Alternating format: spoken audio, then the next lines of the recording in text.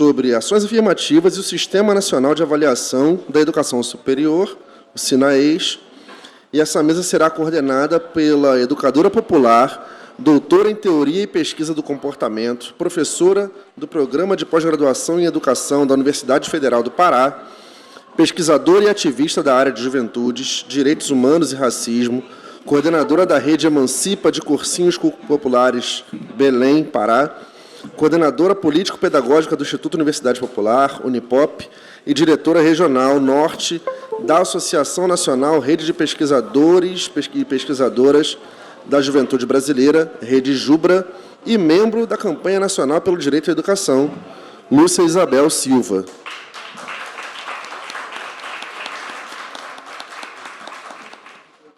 Professora Lúcia, pode convocar o restante dos componentes da mesa, por favor.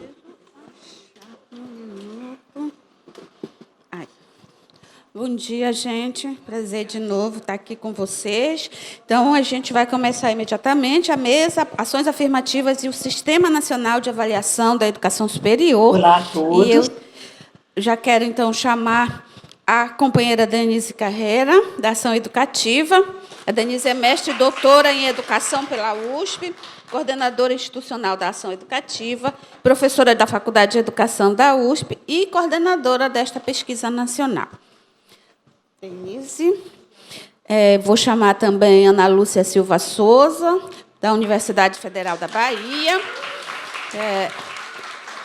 Ana Lu lidera o grupo de pesquisa Rasuras e integra o Conselho Diretivo da Ação Educativa. Nessa mesa, a gente vai ter como debatedores a professora Mara Sordi, que tem um vídeo gravado, e a Denise pode apresentá-la um pouco, e a professora Márcia Malaquias, que é professora e psicopedagoga institucional, atua como técnica em assuntos educacionais na UFRJ, lotada na decania do Centro de Filosofia e Ciências Humanas. É extensionista e tem representação institucional no Complexo de Formação de Professores e na CPA. Mestre em Avaliação de Sistemas, Programas e Instituições e doutoranda do Programa de Pós-Graduação em Educação em Ciências e Saúde. Prazer, gente. Então, já passo imediatamente. Vai Denise e Ana Lu, quem começa? Então, 15 minutos. Eu vou controlar aqui, 15. E aí, depois a gente segue, tá? Bom, pessoal, bom dia. Bom dia. Agradecer aqui a presença de todo mundo mais uma vez. Cumprimentar as companheiras de luta aqui dessa mesa, a Lúcia, a Márcia, a parceira Ana Lu, também aqui registrar Jéssica Teixeira, nossa assistente de pesquisa, que também está aqui, e registrar também a chegada de Juliane Sintra, Ju, que integra a coordenação da Ação Educativa e é nossa coordenadora de comunicação. E é uma das integrantes do nosso grupo de racismo institucional interno da Ação Educativa. Bom, nós vamos apresentar aqui os resultados, alguns destaques da nossa pesquisa sobre a avaliação institucional nos sinais e a lei de cotas.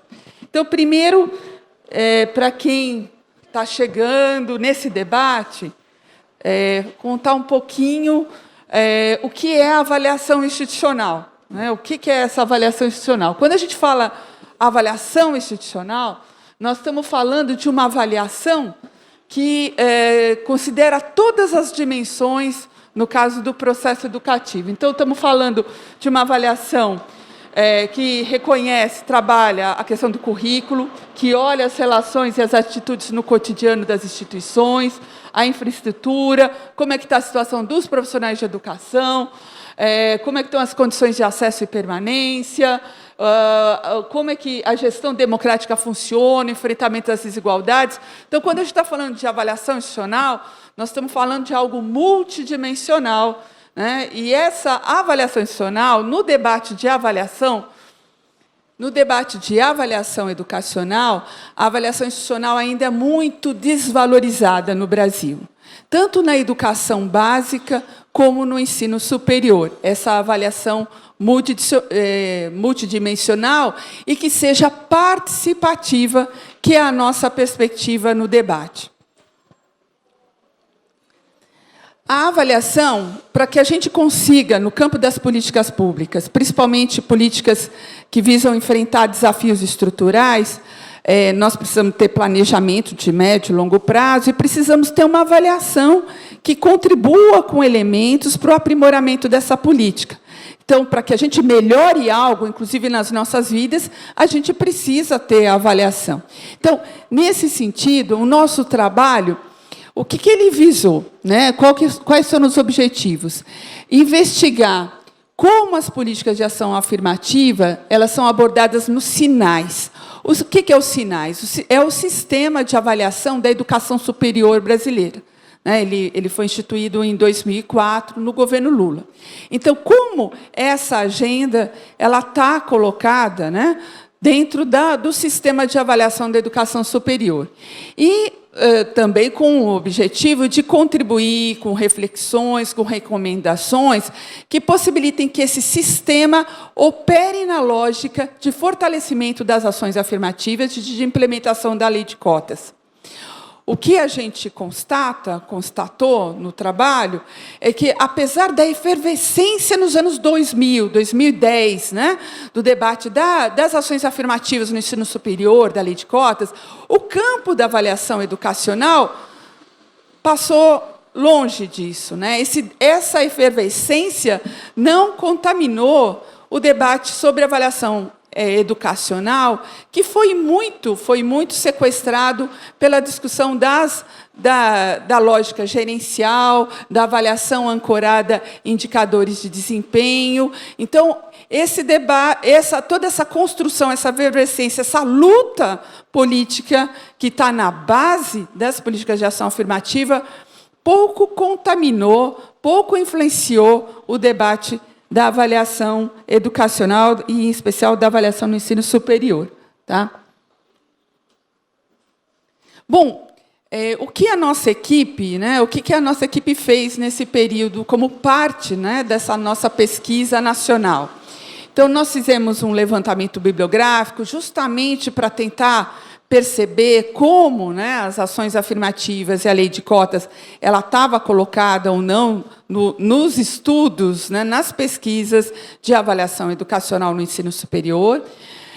Nós fizemos levantamento documental, fizemos entrevistas com 8 comissões próprias de avaliação, que, como eu vou explicar um pouquinho mais à frente, essas comissões, dentro do sistema de avaliação da educação superior, essas comissões são responsáveis pela avaliação institucional, né? E aí com destaque para a autoavaliação que as instituições fazem delas mesmas, né?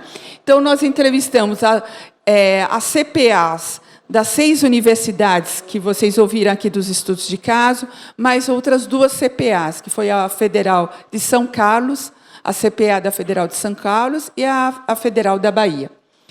E também mergulhamos aí na análise dos relatórios dessas comissões, justamente para entender como essas agendas da lei de cota e ações afirmativas estavam chegando nesses relatórios. Esses relatórios são relatórios que as comissões produzem para remeter ao INEP, né?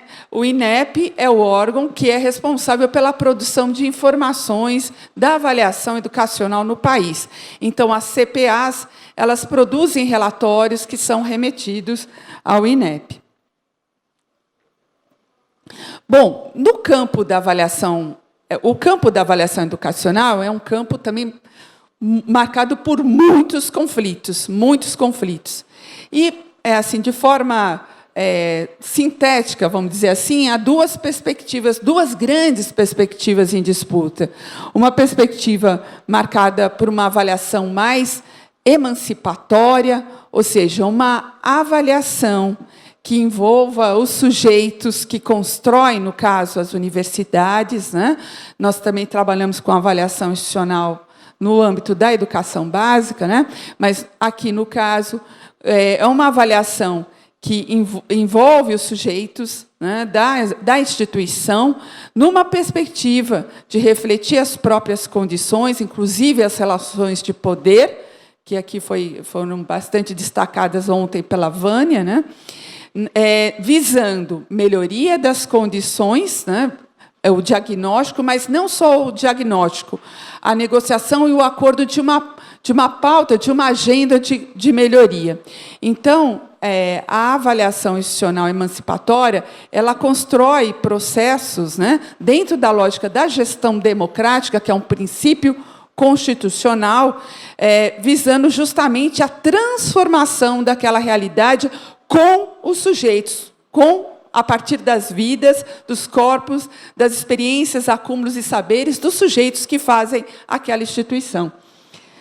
Nós temos, no campo da avaliação, uma disputa entre essa perspectiva emancipatória e uma perspectiva regulatória, que ela é muito mais voltada para a prestação de contas, dentro de uma lógica de controle das instituições, com base, sobretudo, em indicadores de desempenho.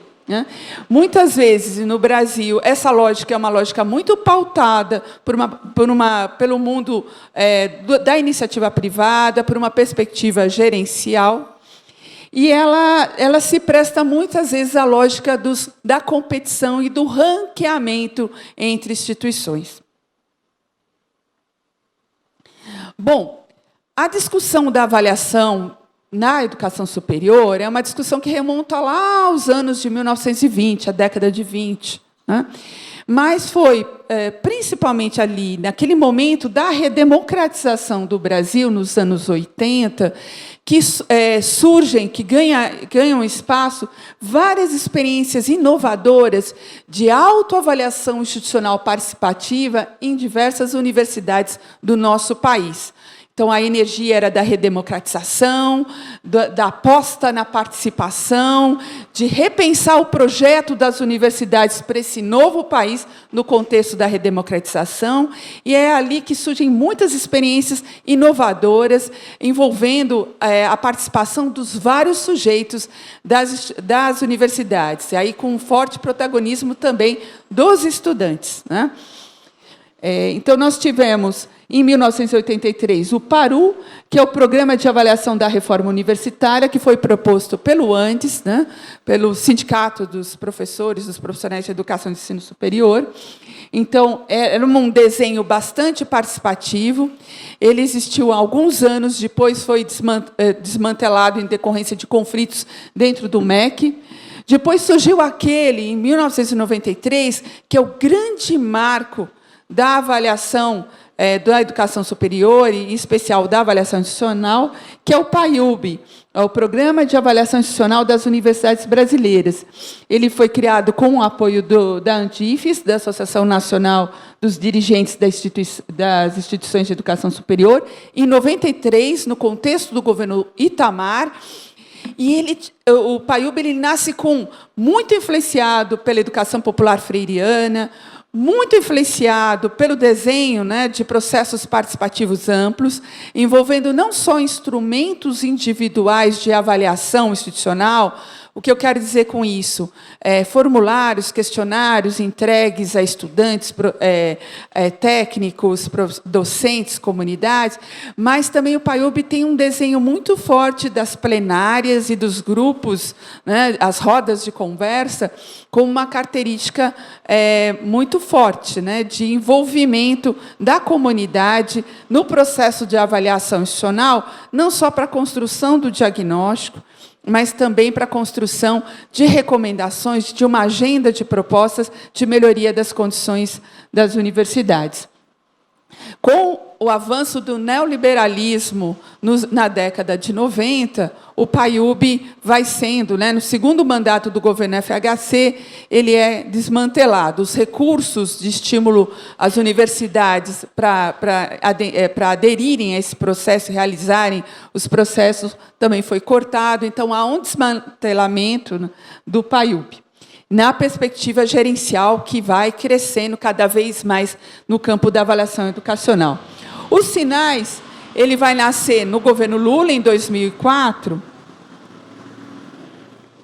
Ele vai nascer muito nessa disputa entre uma perspectiva gerencial e uma perspectiva emancipatória.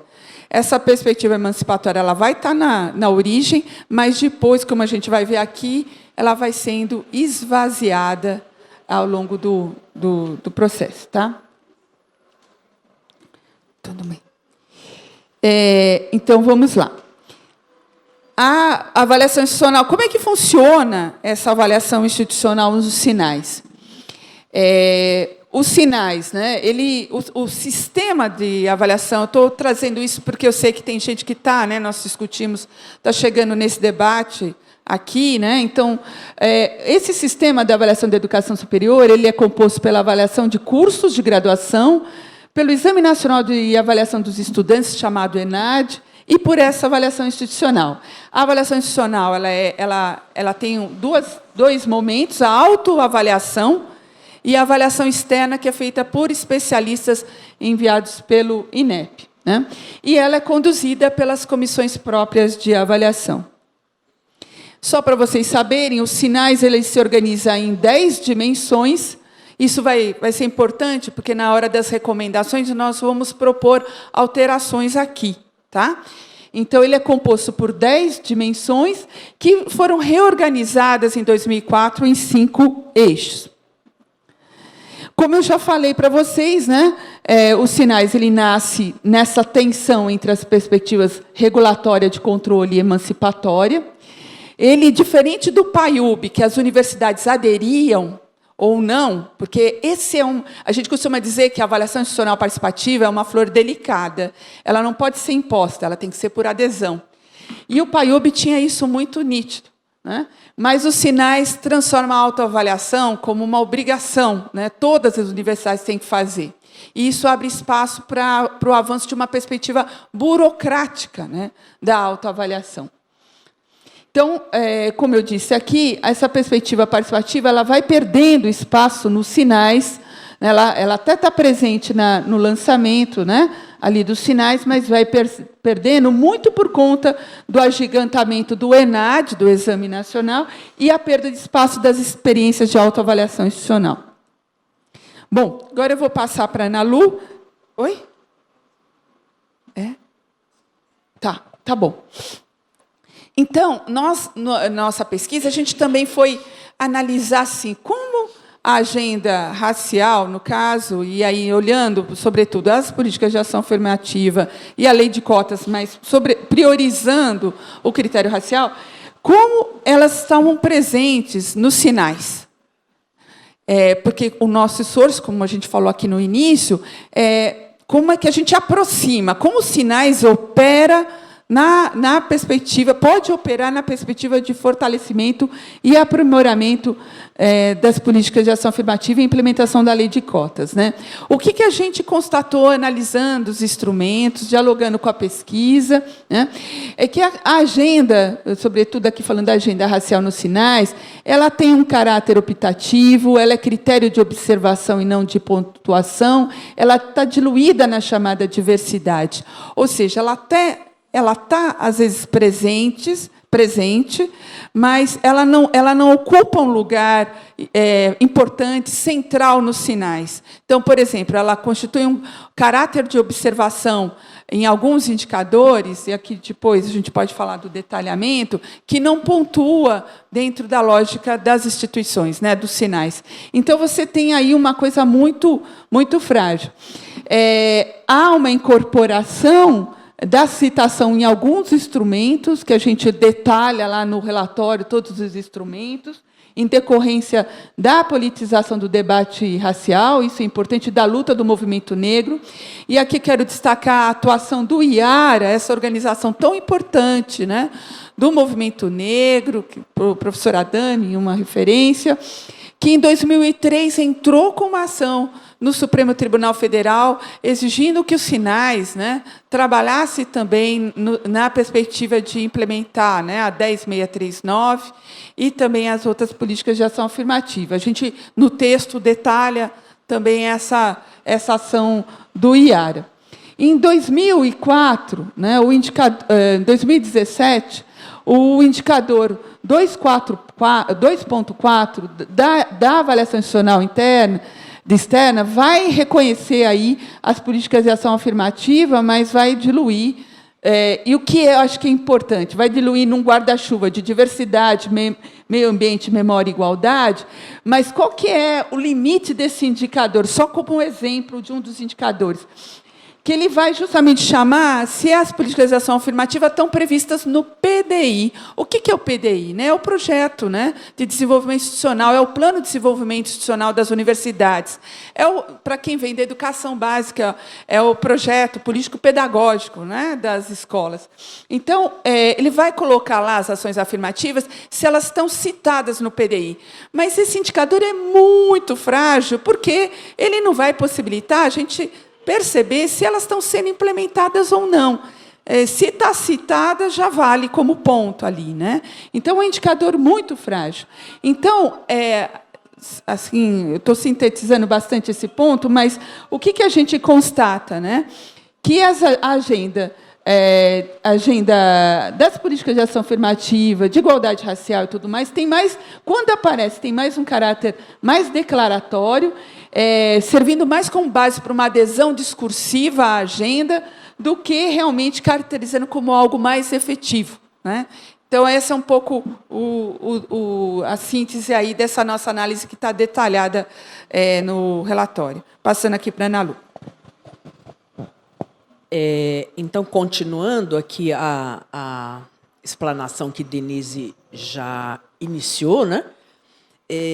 A gente tem, então, diante da pesquisa que nós fizemos, analisando tanto os documentos, né, os relatórios das comissões, como também as entrevistas, nós temos algumas conclusões, né? Chegamos a algumas conclusões diante do que, vamos dizer assim, diante do que falta, dessa constatação do tratamento que as universidades têm dado às CPAs, né?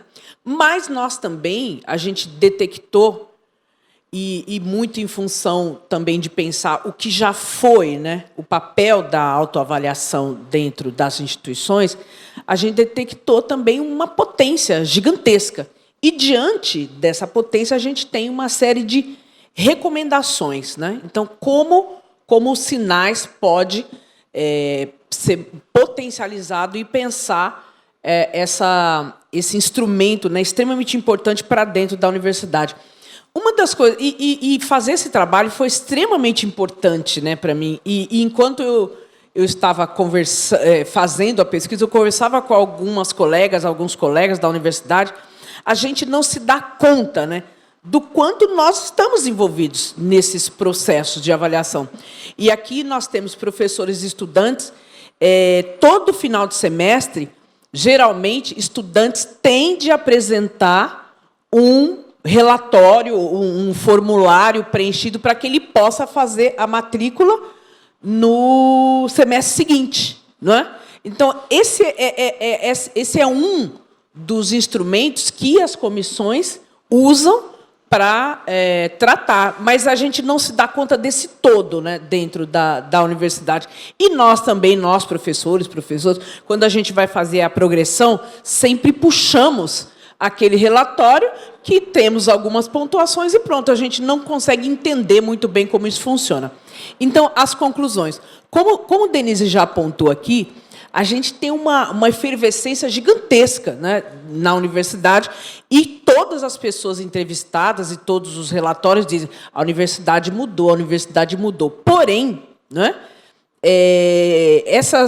a gente chega a essa conclusão de que a investigação ela revela, né, que esse campo de estudos, em especial da avaliação, não dialoga com essa efervescência, não dialoga com essas histórias, não dialoga com esses corpos, né, que estão demandando essa necessidade de pensar as ações afirmativas dentro das universidades. Então, não dialoga, né, com as experiências, com as demandas e, principalmente, as provocações, né, decorrentes das ações afirmativas nas últimas décadas. Um outro aspecto importante que está nas nossas conclusões é que há uma pouca contribuição efetiva, né, para a implementação da lei de cotas e aprimoramento e fortalecimento dessas ações afirmativas. Então, se constata, mas ainda é muito incipiente, né? É preciso dar mais visibilidade a esse material. E os indicadores que são previstos nos sinais, que a gente já colocou aqui, são 10 indicadores, eles não favorecem a avaliação da implementação, porque eles são dissolvidos, a potência, né, e a necessidade das ações afirmativas, os avanços. E como a universidade vem trabalhando, ela não aparece, ela é diluída. E, quando aparece, aparece muito mais nas ações que estão ligadas às pró-reitorias de ações afirmativas, né? Então, para a maioria, né, das CPAs entrevistadas, essas ações afirmativas e a lei de cotas são compreendidas como uma agenda importante, mas importante para alguns setores. Não temos, né, a gente não conseguiu vislumbrar que a organicidade desse trabalho dentro das universidades. Mas também, né, nas entrevistas, isso ficou muito explícito, que somente o falar, né, trazer, puxar os dirigentes e os integrantes da CPA para discutir, já foi quase que uma descoberta, né, dessa possibilidade de trazer essa discussão das ações afirmativas para dentro da universidade. Então, muitos integrantes da CPAs não conseguiu vislumbrar como essa discussão poderia estar ali dentro. E uma outra coisa que a gente constatou, um outro aspecto que nós constatamos, é que esses instrumentos avaliativos, eles não favorecem a participação de todos os sujeitos envolvidos nessa comunidade acadêmica. Então, geralmente, são questionários ainda muito frios e questionários que geram mais uma quantidade de informações, mas raramente esses questionários perguntam quem é esse sujeito.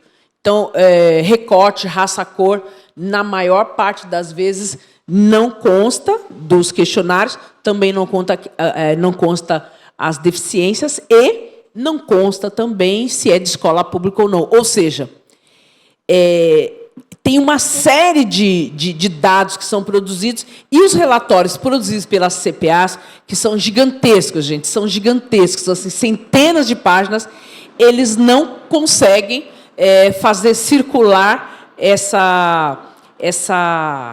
vamos dizer, essa realidade, né, das universidades, e, portanto, também pouco influenciam, né, na tomada de decisão, que é o que se espera.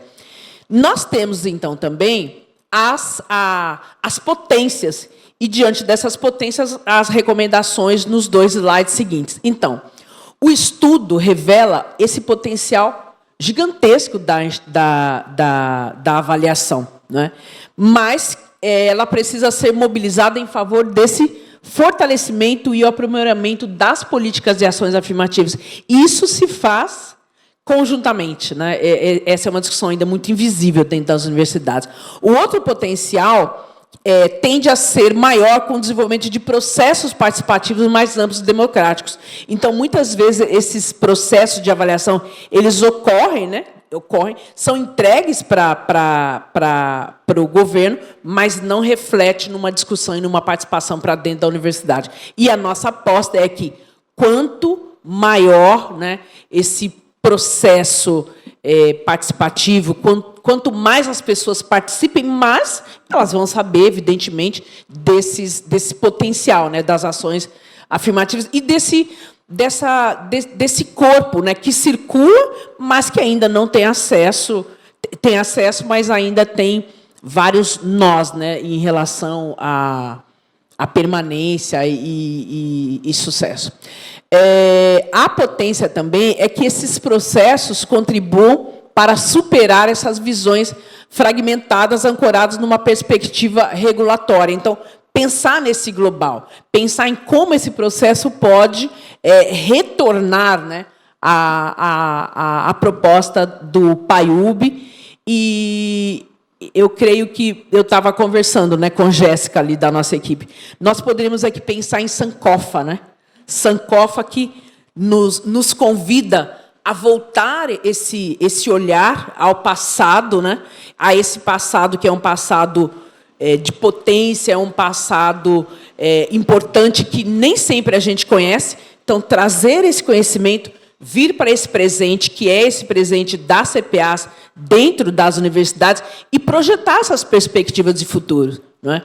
Então, é preciso reconhecer essa trajetória que as entrevistas elas revelam muita efervescência nessa trajetória, ainda sem pensar as ações afirmativas, mas nas recomendações, então, agora a gente marca em alguns minutos que há necessidade de rever alguns processos e as recomendações agora elas são específicas em relação aos sinais e CPA.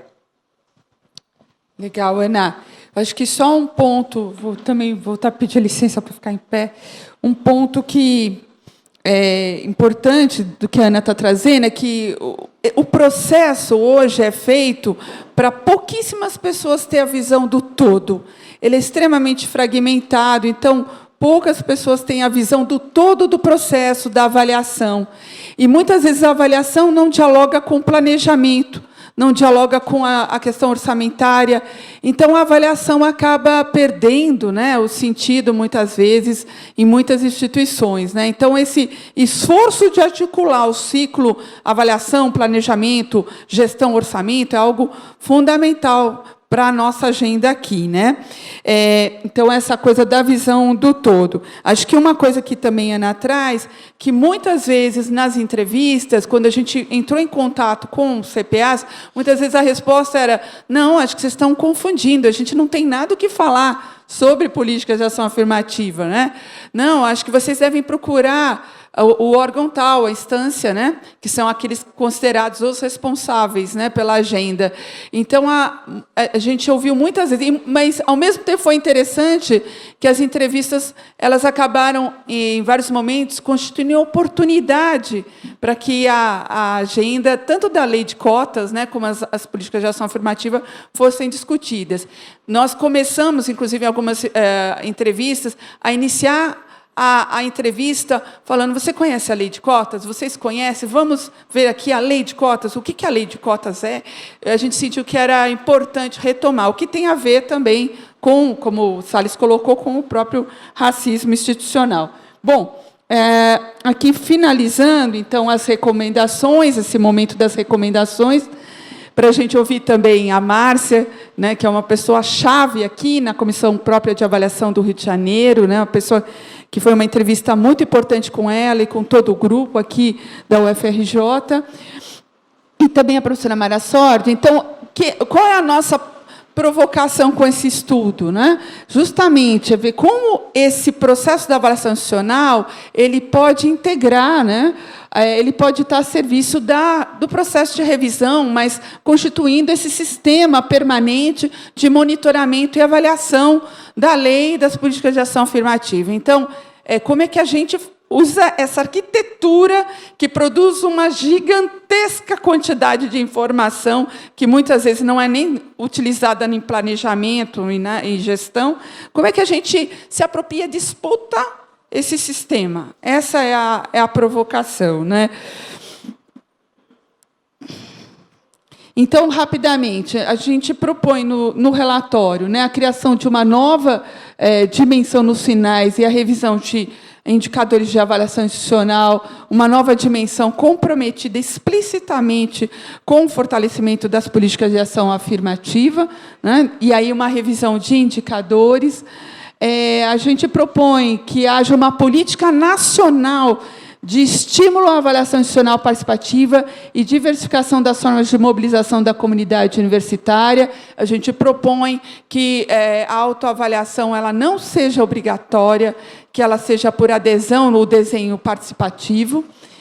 A inclusão do quesito raça-cor em todos os instrumentos, como também de outros quesitos, como a origem de escola pública, presença de deficiência, gênero, identidade de gênero, orientação sexual, respeitando, né, o que prevê também a Lei Geral de Proteção de Dados de 2018. A gente propõe o mapeamento e articulação das bases de dados e dos instrumentos de coleta de dados de avaliativos sobre a comunidade universitária. O que a gente identificou que existem muitas iniciativas nas universidades de avaliação e que não dialogam, né? A importância que a CPA possa ser também esse espaço de articulação. A proposta de mudanças de composição das CPAs e valorização das pessoas integrantes. A maior parte das CPAs constituída por mulheres. Muitas vezes não há nenhum reconhecimento, ou pouquíssimo reconhecimento da instituição pelo trabalho dedicado.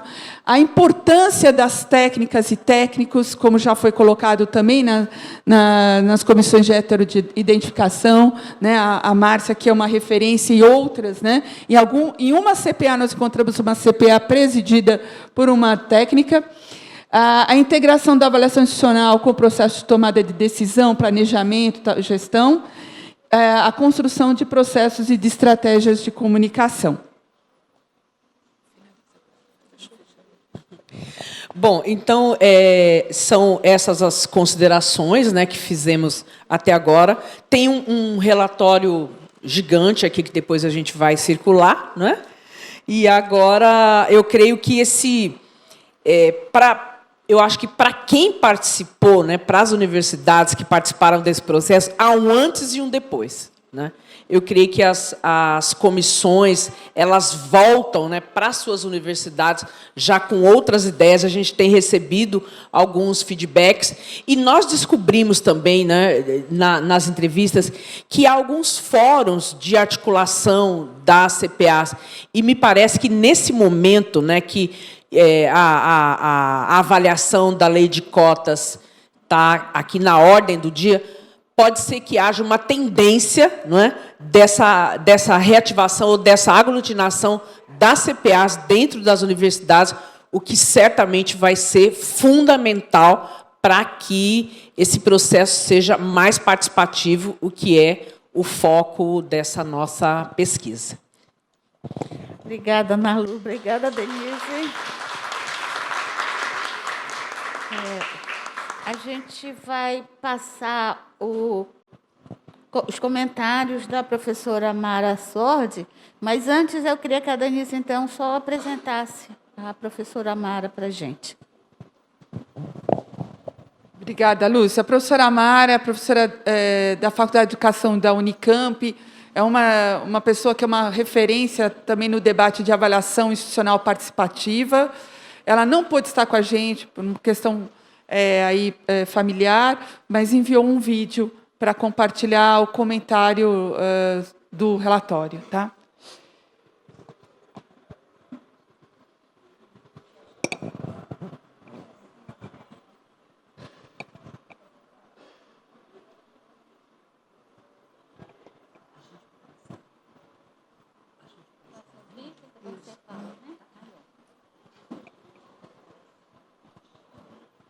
Olá a todos, com grande alegria que eu recebi esse material, né, que é um relatório de pesquisa de um grupo para o qual eu fui convidada a fazer breves comentários sobre o eixo da avaliação institucional e a lei de cotas e, portanto, os desafios e as potências que existem nesse tipo de recorte. Eu acho, primeiro, reforçar a qualidade do material recebido, realmente muito bem fundamentado. Percebe-se que as autoras fizeram um cruzamento muito interessante, tanto entre os documentos, quanto os relatos das CPAs, os documentos e as vozes de pessoas que foram entrevistadas. Isso, então, deu uma envergadura bastante grande para algumas afirmações que elas vão fazendo, com as quais eu quase que concordo inteiramente. Vou fazer um destaque primeiro. Elas reforçam a importância ou o potencial indutor que os processos avaliativos têm nas políticas educacionais e reforçam que isso traz uma perspectiva emancipatória. Eu acho que essa é uma questão controversa e eu não queria deixar passar batido, porque normalmente a gente relaciona a avaliação com a perspectiva emancipatória, mas isso não é uma questão usual, é uma opção política muito forte, trabalhar nessa perspectiva emancipatória, que, na verdade, diverge com as políticas educacionais hoje, que têm usado a avaliação exatamente como controle. Então, quando existe uma sinalização de que a avaliação institucional permite e conversa e dialoga com a perspectiva emancipatória, isso é fundamental, mas isso não é uma coisa dada. Ela tem que ser controlada, vigiada, para que ela não deixe de ser uma emancipatória. Ela perde essa característica. E eu reforço isso, que o próprio Sinais, na verdade, quando ele é proposto, quando ele vira lei em 2004, ele era muito mais avançado do ponto de vista da concepção de avaliação e da arquitetura avaliativa que ele tinha do que ele é hoje, onde ele quase que sucumbe um pouco à ideia de uma avaliação de resultados, né, de resultados de produto, e que facilmente, quase que coloca na penumbra a questão das ações afirmativas que em algum momento sequer reforçam ou contam muito como nota, como ponto, não afetam muito, né? Então, observe que é uma contradição.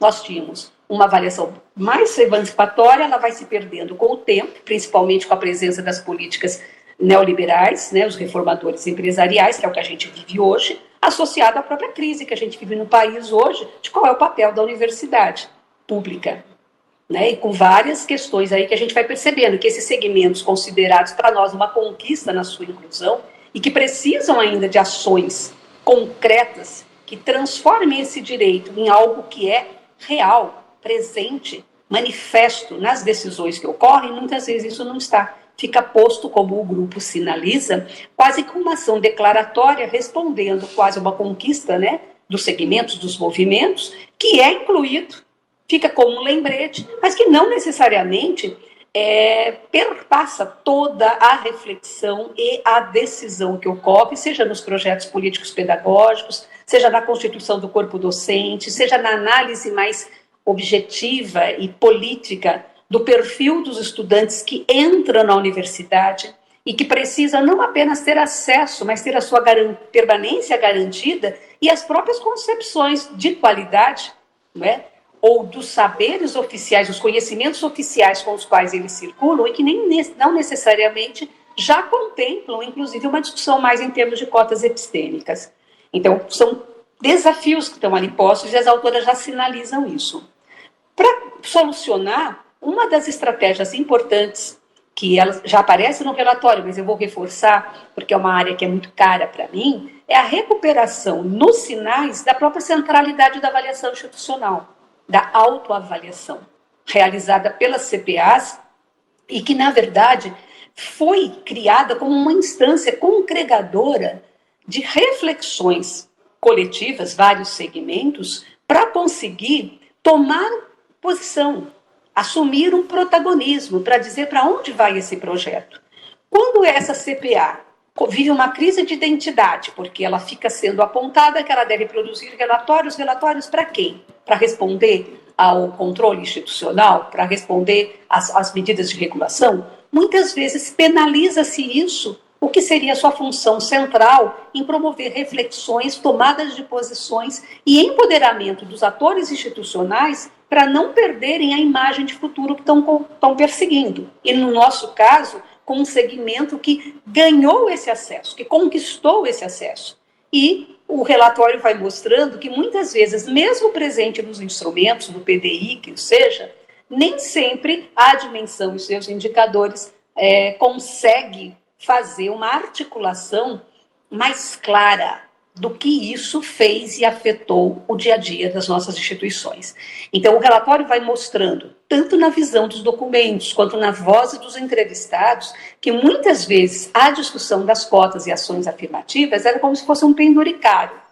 Existe, mas não necessariamente ela é trabalhada nas suas nuances, nos seus detalhamentos, que implicariam, de fato, uma revolução, não só do instrumento, mas a própria forma de interpretação das pistas que eles nos trazem, né, na tomada de decisão. Então, veja o que eu falei de crise de CPA, porque muitas vezes ela perdeu aquela que era a essência, né, aquele que era o foco, que era permitir, agitar, convocar, orquestrar um debate, trazendo os atores para as coisas que são relevantes para a constituição de uma qualidade que, no nosso ver, é uma qualidade social, uma qualidade que quer desenvolvimento humano, uma qualidade de educação superior que quer ser inclusiva, que quer ser democrática e que quer recuperar o próprio papel social, o lugar social de uma universidade que dialoga com os problemas do seu tempo.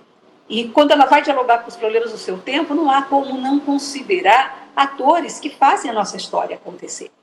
Então, nós vivemos um cenário em que a CPA não tem conseguido fazer isso e aparece no relatório a necessidade de jogar com o tempo das pessoas, algumas vezes até a não clareza de como essa política ou os dados, que a montanha de dados aparece assim no relatório, né, que são produzidos, que são dados importantíssimos para esclarecer o fenômeno, muitas vezes eles morrem nas próprias instâncias. Então, a universidade fragmentada que está, e submetida a um tempo estéril de produzir dados que ninguém lê e não os sintetiza, não os sumariza, muitas vezes acaba perdendo toda a potência que um processo avaliativo deve ter, que não é simplesmente nem um diagnóstico, nem um conjunto de medidas que eu trago, se eu não tiver sobre ela uma ação de reflexão, de interpelação em relação à imagem de futuro que eu quero construir. Então, para mim, essa é uma grande questão, que o relatório, quando faz essa demarcação, ele chama a atenção da instituição. Olha, se você fez e incluiu, que não seja uma inclusão simplesmente burocrática, que não seja simplesmente um ato declaratório de que é a favor ou aceitou, mas faça a discussão, inclusive, das resistências que estão ali dentro, veladas ou não, mas que permitirá, sim, realmente uma tomada de decisão numa linha de tempo e um avanço nessa característica, né, de que a ação afirmativa, que as cotas efetivamente sejam compreendidas e vividas com toda a potência que ela traz para o processo formativo de todos os estudantes, de todos os segmentos. Acho importante reforçar, há uma sinalização de que os instrumentos sejam alterados com maior explicitação de dimensão, que a gente não pode continuar insistindo de que existe uma única forma de viver e estar numa sociedade como a nossa, que é uma sociedade plural, não é? Então, observa, não se trata só de dizer temos que fazer políticas de acolhimento. Esse segmento precisa ser compreendido, precisa ser caracterizado, quem são eles, quantos são, enfim, que é um dos apontamentos que o relatório traz. Da mesma forma, aponta-se a questão dos projetos pedagógicos. Então, não existe simplesmente algumas cobranças que são feitas genéricas demais, e que trazem aí uma dificuldade de você manter o foco nas ações afirmativas. Então, é importante que, finalizando, no meu modo de ver, as CPAs, a autoavaliação, seja realmente voltada ao lugar que ela sempre ocupou, inspirada nos princípios do PAIUB, de algo que faz com que aquela comunidade olhe para a sua imagem de futuro, reflita sobre ela, incorpore as suas defasagens, reconheça suas fragilidades e tome decisões. Que essas decisões não fiquem circunscritas à CPA. A CPA não é simplesmente um lugar a mais. Ela é um lugar que tem que estar em diálogo com as políticas institucionais, até para evitar o desperdício de informações que são construídas, reconstruídas e que ninguém as consome, ninguém as utiliza em função de uma educação pública mais socialmente referenciada, mais atenta aos desafios que a gente tem vivido. Acho fundamental o relatório, acho que ele deve chegar, inclusive, aos avaliadores externos, para que eles também se instrumentalizem ética e politicamente para entender o que está por trás, quando eu digo que faço e tenho o cuidado de incluir as ações afirmativas como um desafio, mas como um compromisso. Então, há que existir, sim, para todos nós, uma alfabetização nessa área, para conseguir dialogar com as pessoas naquilo que é a minúcia que está posta ali e que num instrumento muito simplesmente descolado das concepções que devem estar presentes quando eu avalio alguma coisa, sobretudo uma coisa nova e pouco valorizada ainda. Então, não há como negar, como as autoras apontam, usando as vozes nas entrevistas, de que o preconceito está ali. Ele permanece, ele está enraizado. E, numa universidade cada vez mais acelerada no tempo, sobrecarregada e quase que subtraída da sua capacidade de refletir sobre, possivelmente há uma ausência de foco na discussão das ações afirmativas, complicada pela ausência de uma condição de trabalho de uma CPA e no cumprimento do seu papel, como foi pensada pelo PAIUB e nos sinais, na sua versão primeira. Então, são várias questões que são apontadas e muitas aprendizagens que estão ali nos convocando à ação, na defesa tanto da universidade pública, quanto de uma avaliação que seja de fato emancipatória, quanto de ações afirmativas que sejam muito, muito mais do que uma letra presa numa resolução, mas que, na verdade, passa ao largo das nossas prioridades, quando a gente toma a decisão do que é qualidade de ensino, o que é qualidade de educação superior. Muito obrigada pela oportunidade.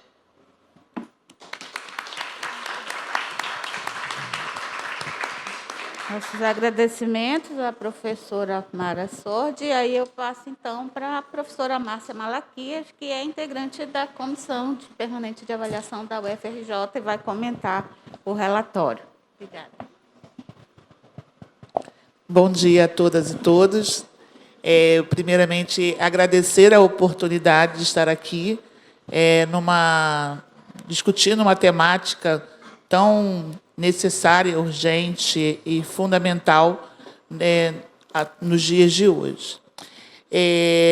Agradecer e parabenizar o trabalho que teve, como acho que a Mara Sordi falou, que convocou para a ação. Eu acho que essa forma que a Mara traz é convocar para a ação.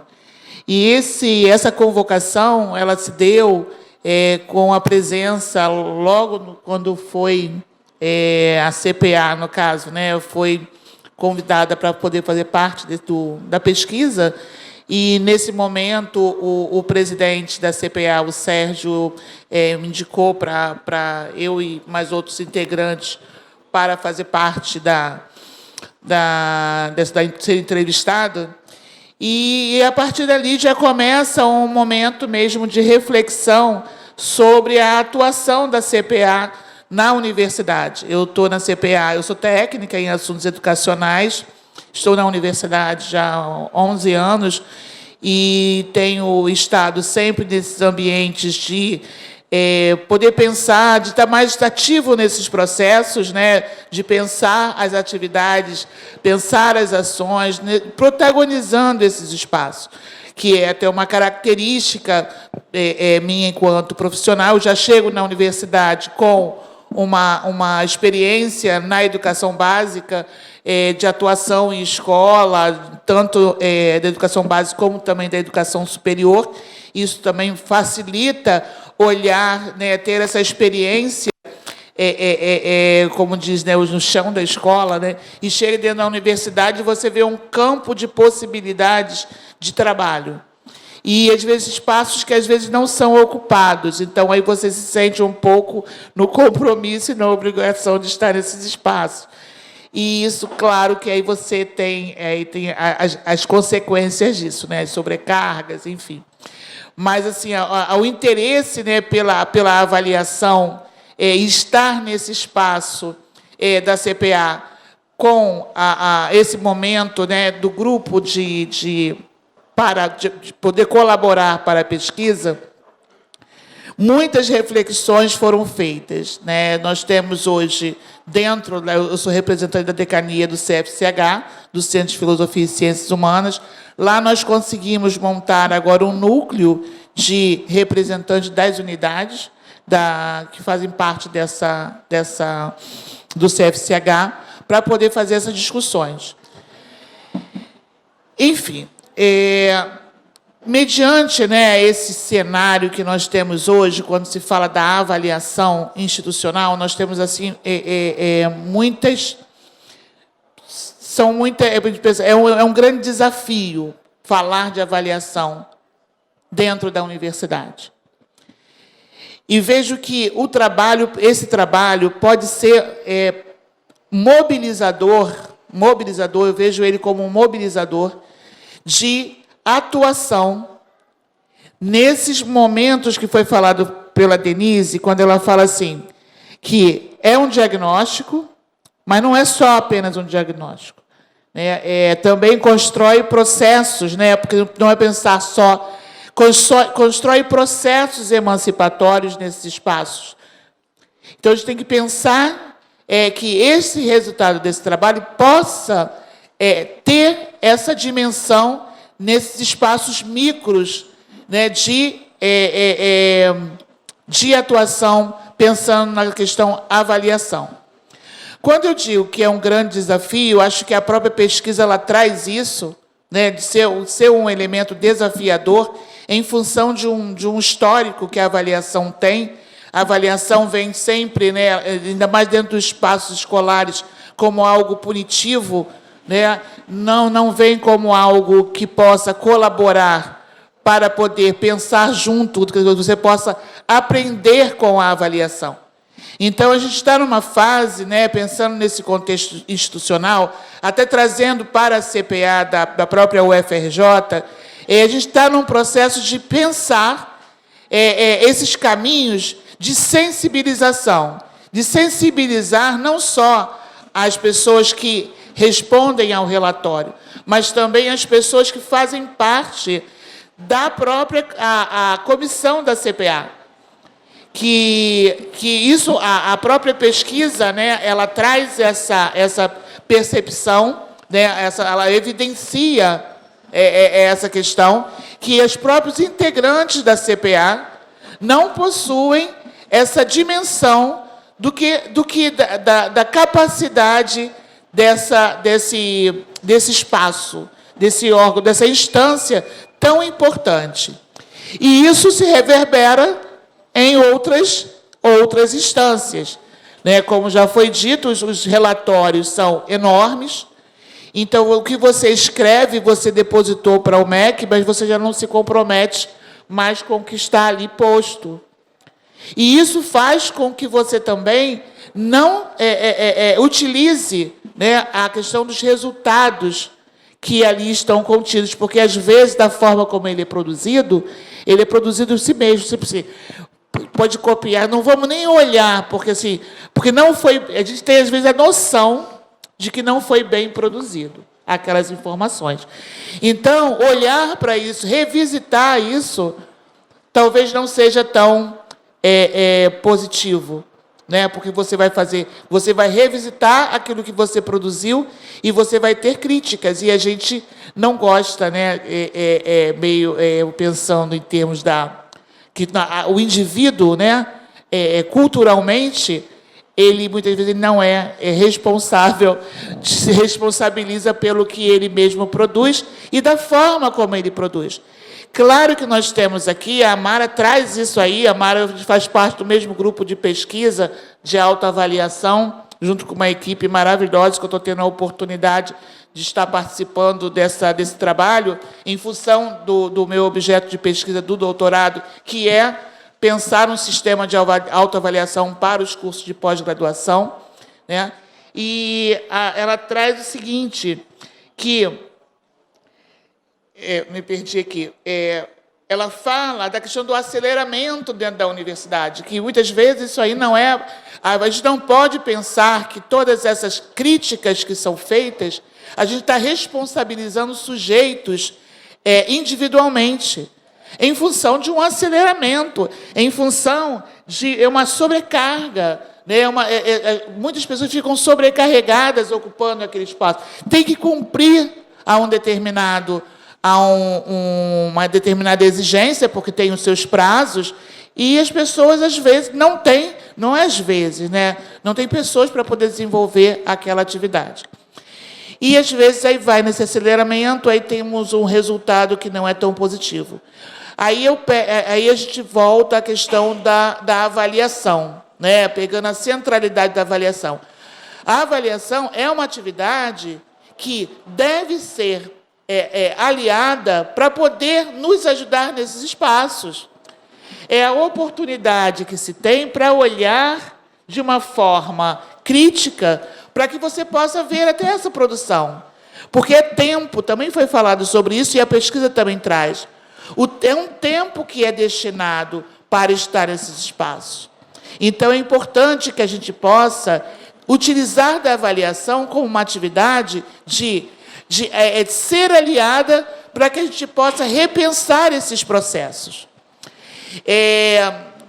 Pensando nesse movimento, né, que a gente tem que pensar a avaliação, trazendo ela como aliada, no sentido de que ela colabora para que a gente possa, a partir desses resultados, a gente possa pensar em práticas de monitoramento.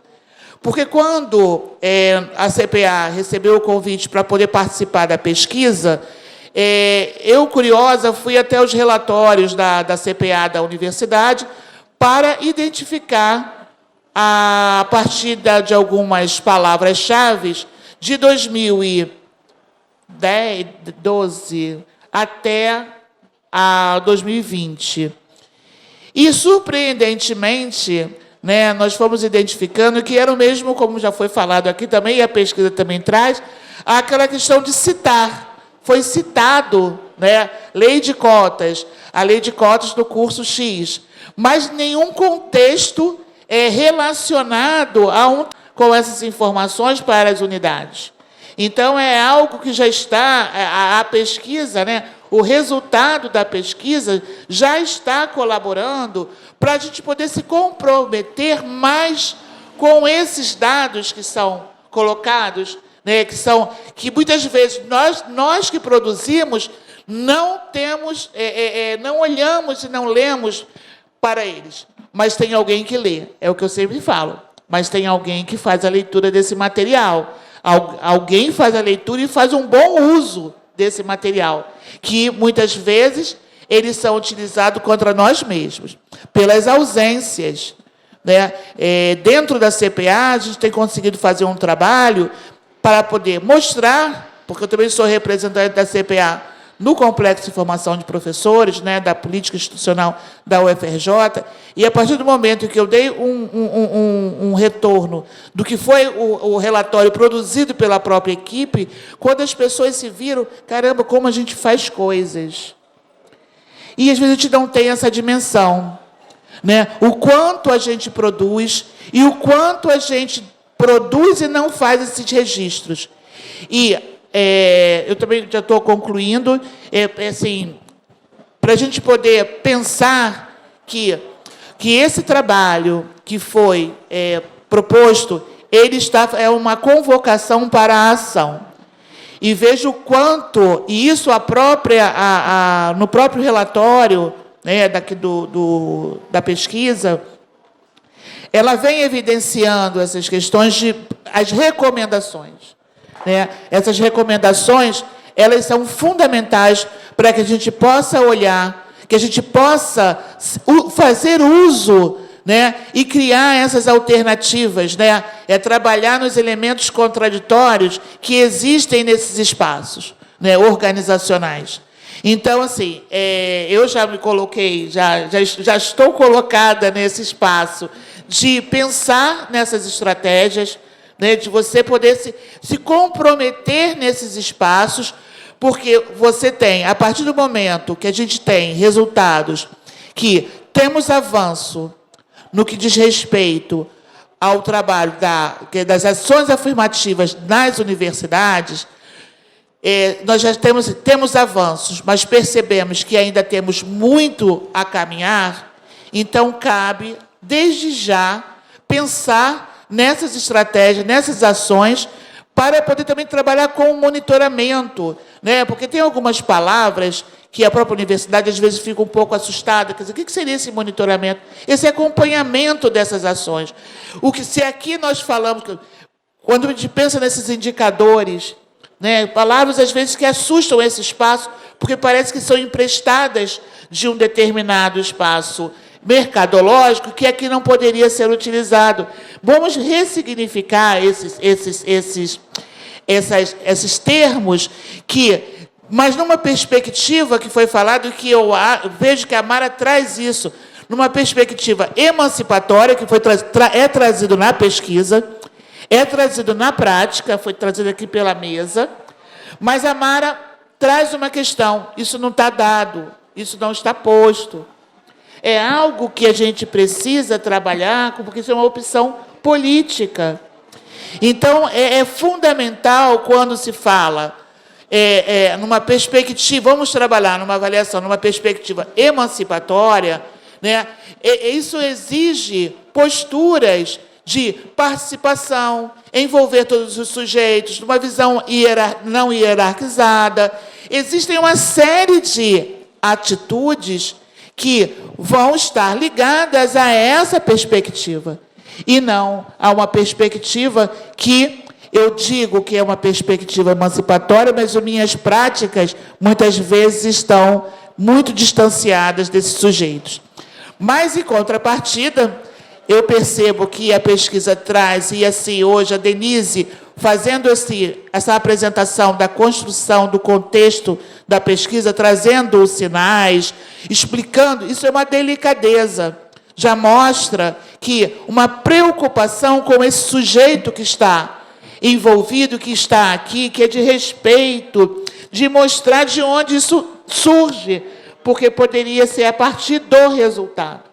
Então, isso é uma delicadeza.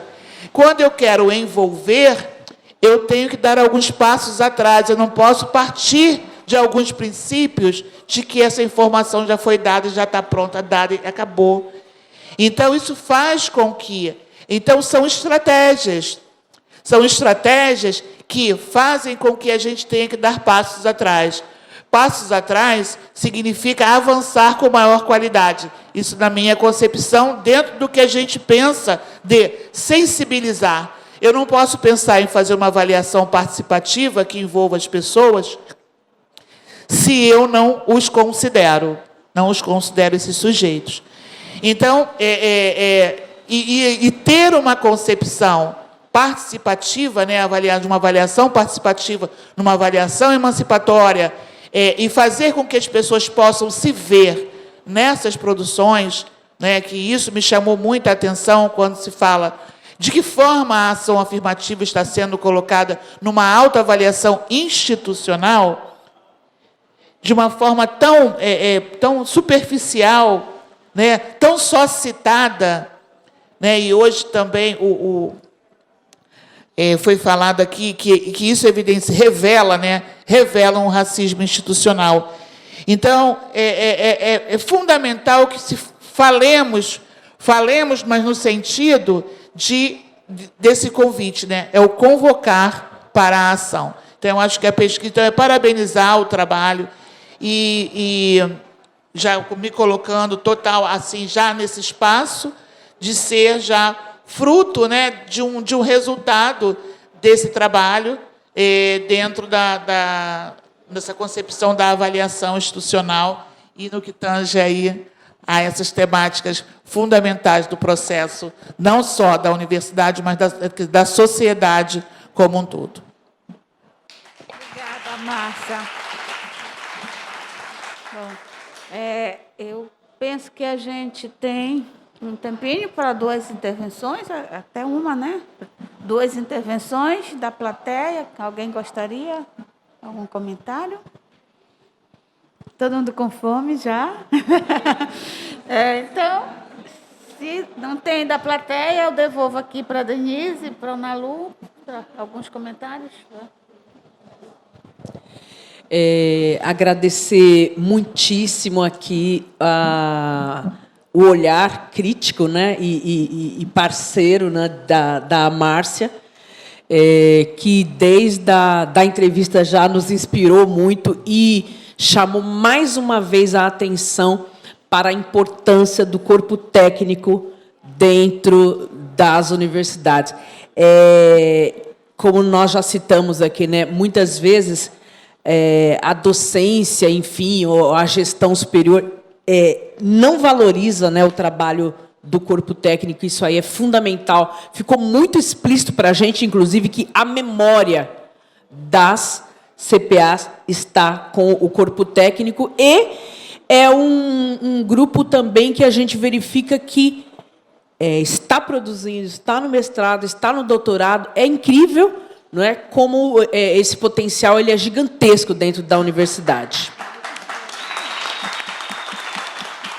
E aí, só mais uma vez aqui dizer da minha satisfação imensa de ter feito parte, né, desse trabalho, ao convite da Denise, da Ação Educativa, continuando, né, o nosso trabalho aí na área de monitoramento, avaliação e os indicadores. E eu também, Márcia, desde já estou cutucando muito a UFBA para a gente mudar esse jogo lá. Então, é isso. Obrigada.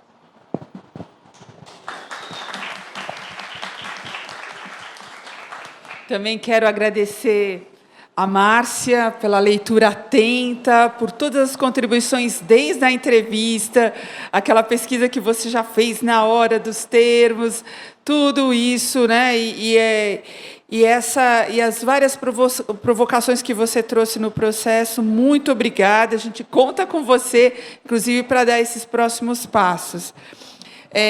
Dizer que o desafio passa muito, né? Acho que Márcia trouxe isso, Mara também agradecer à professora Mara Sordi, que fez essa leitura atenta, estimulou, né? Saudou a chegada. O desafio passa muito pelo desenvolvimento de uma cultura de avaliação participativa, formativa, porque, como a gente costuma dizer, né, que quando a gente entra num processo de avaliação institucional participativa, é um processo formativo de toda a comunidade, né? A gente acredita muito no potencial formativo dos processos de avaliação participativa. Como também outras experiências pelo Brasil e a própria experiência do PAIUB, e várias experiências que a gente acompanha na educação básica. Então, esse desenvolvimento de uma cultura de avaliação participativa que se contraponha, como a Márcia colocou, a essa ideia da avaliação como punição, como controle, né, como regulação, esse é um desafio para o nosso campo. É algo que a gente, que está aqui na batalha pelo fortalecimento e aprimoramento das políticas de ação afirmativa, em defesa da lei de cotas, é algo fundamental. Essa disputa ela é muito importante, porque é colocar, né, como nós ouvimos aqui nos estudos de caso, a importância dos coletivos estudantis, dos docentes, dos núcleos, das técnicas e técnicos. Então, como é que a gente traz uma avaliação que opere, sim, nessa perspectiva do fortalecimento das políticas de ação afirmativa e na perspectiva da democratização da universidade, aí visando essa descolonização da nossa universidade. A gente acredita muito nessa força e entende que o nosso chamado aqui, como a Márcia falou, a ação, é trazer para o radar, né, esse campo que está, né, ali, que produz muita informação e tem um potencial imenso, como a Ana Lu destacou aqui, e que não está sendo utilizado para essa nossa perspectiva, sobretudo aqui das ações afirmativas. Então, a gente depois convida vocês a conhecerem o nosso relatório mais detalhado e seguimos aqui nesse diálogo. Mais uma vez, obrigada e obrigada pela oportunidade aqui dessa troca. Só dizer para vocês, quem não conhece, nós temos esse material na Ação Educativa, o Indicadores da Qualidade na Educação, Relações Raciais na Escola, que é um instrumento de autoavaliação participativa, que foi lançado pelo MEC, foi lançado pelo Unicef, que é um material voltado para a educação básica. Nós iniciamos esse semestre, agora, o processo de revisão, ele vai fazer 10 anos, para ter o lançamento de uma nova edição desse instrumento de autoavaliação participativa no ano que vem, quando se comemora aí o aniversário de 20 anos da 10639. Então, obrigada.